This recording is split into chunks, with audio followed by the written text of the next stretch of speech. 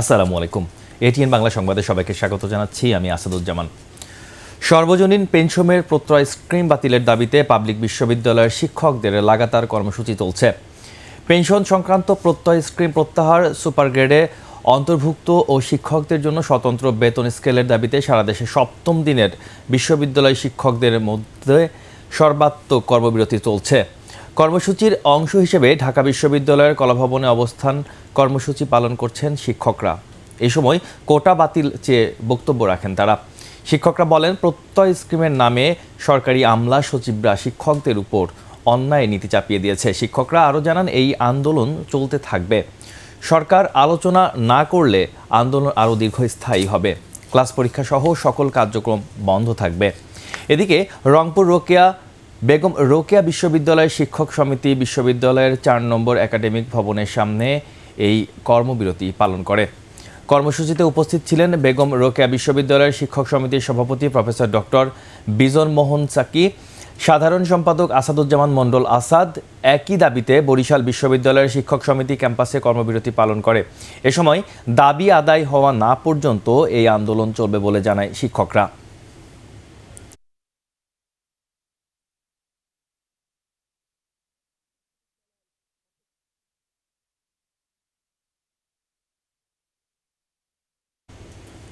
দর্শক, এই মুহূর্তে ঢাকা বিশ্ববিদ্যালয়ের কলাভবনে আছেন আমাদের সহকর্মী ইয়াসিন রানা। আমরা সরাসরি চলে যাচ্ছি তার কাছে। রানা, পেনশন স্কিম বিরোধী কর্মসূচিতে অংশ নিয়ে শিক্ষকরা কি বলছেন?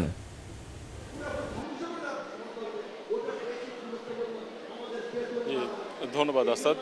আপনি জানেন যে গত 1 জুলাই থেকে এখন পর্যন্ত শিক্ষক কর্মকর্তা কর্মচারীরা লাগাতার অবস্থান কর্মসূচি এবং কর্মবিরতি পালন করছেন। আমি সকাল থেকে ঢাকা বিশ্ববিদ্যালয়ে আছি। এইখানে ছাত্ররা, কয়েকজন ছাত্রের সাথে কথা হয়েছে, তারা হল থেকে এসেছিলেন বিভিন্ন একাডেমিক কাজের জন্য। এখানে ক্লাস সহ, পরীক্ষা সহ একাডেমিক সকল কার্যক্রম কিন্তু বন্ধ রয়েছে। এছাড়া এখানে শিক্ষকদের সাথে প্রতিদিন কলা ভবনে আপনি জানেন দুপুর 12টা থেকে 1টা পর্যন্ত শিক্ষকরা এবং কর্মচারীরা অবস্থান কর্মসূচি এবং কর্মবিরতি পালন করছেন। শিক্ষকরা বিভিন্ন বক্তব্য তারা দিচ্ছেন। তারা বলছেন, এই যে আন্দোলন তারা করছেন এটি তাদের আত্মমর্যাদার আন্দোলন। প্রত্যয় পেনশন স্কিমের নামে তাদের চলমান যে পেনশন ব্যবস্থা রয়েছে সেটি থেকে সুযোগ সুবিধা অনেক কমিয়ে দেওয়া হয়েছে। এই পেনশন স্কিম, প্রত্যয় পেনশন স্কিম যদি বাতিল না করা হয় তাহলে শিক্ষকদের আত্মমর্যাদা অনেক কমে যাবে। তারা আরও বলছেন যে যারা নতুন করে শিক্ষকতা পেশায় আসবেন এবং যারা জুনিয়র শিক্ষক রয়েছেন, যারা বিদেশে পড়তে যাবেন, চলমান শিক্ষকদের যেই অর্থনৈতিকভাবে তারা ক্ষতিগ্রস্ত হচ্ছেন, তারা বিভিন্নভাবে কিন্তু এই শিক্ষকতায় পেশায় আসবেন না, কিংবা যারা দেশের বাহিরে যাবেন তারা কিন্তু পরবর্তীতে দেশের বাহির থেকে এই শিক্ষকতা পেশায় কিন্তু আসবেন না। আমরা এখানে শিক্ষক ফেডারেশন সমিতির যিনি মহাসচিব রয়েছেন নিজাম উদ্দিন ভুইয়া, ওনার সাথে কথা বলেছি। উনি বলেছেন যে তাদের এই আন্দোলন কার্যক্রম কর্মসূচি লাগাতারভাবে চলতে থাকবে। সরকারের পক্ষ থেকে এখন পর্যন্ত তাদের সাথে কোনো ধরনের যোগাযোগ কিংবা আলোচনা করা হয়নি, তাই তারা তাদের অনির্দিষ্টকালের কর্মসূচি তারা চালিয়ে যাবেন। এছাড়া আমরা প্রশ্ন করেছিলাম, জানতে চেয়েছিলাম যে শিক্ষার্থীদের যে ক্লাস এবং পরীক্ষা না হচ্ছে সেজন্য তাদের যেই গ্যাপ পড়ছে, সেশন জট পড়বে কিনা। তিনি বলছেন যে পরবর্তীতে তারা বিভিন্ন অতিরিক্ত ক্লাস নেওয়ার মাধ্যমে ছাত্রদের ক্ষতি তারা পুষিয়ে দেবেন। এই ছিল ঢাকা বিশ্ববিদ্যালয় থেকে সর্বশেষ শিক্ষকদের কর্মবিরতির অবস্থা।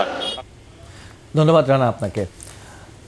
দর্শক, আমাদের সাথে ঢাকা বিশ্ববিদ্যালয় থেকে যুক্ত হয়েছিলেন রানা। এবার চলে যাচ্ছে অন্য প্রসঙ্গে। সরকারি চাকরিতে কোটা বাতিলের দাবিতে আজ থেকে সর্বাত্মক ছাত্র ধর্মঘট করছে আন্দোলনকারী শিক্ষার্থীরা। আজ দুপুর 3টায় শাহবাগ সহ সারা দেশের মোড়ে মোড়ে অবস্থান নেওয়ার কথা জানিয়েছে তারা। এই কর্মসূচির নাম দেওয়া হয়েছে বাংলা ব্লকের। এদিকে একই দাবিতে আন্দোলন করছে জাহাঙ্গীরনগর বিশ্ববিদ্যালয়ের শিক্ষকরা। সকালে জাহাঙ্গীর বিশ্ববিদ্যালয়ের সামনে সড়ক অবরোধ করে শিক্ষার্থীরা। এদিকে কুষ্টিয়া ইসলামী বিশ্ববিদ্যালয়ের সামনে সড়ক অবরোধ করে আন্দোলনকারীরা।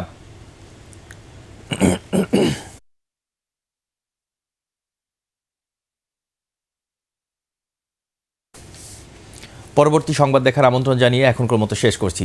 এটিএন বাংলা সংবাদ ইউটিউবে দেখতে ব্রাউজ করুন youtube/ATN Bangla News।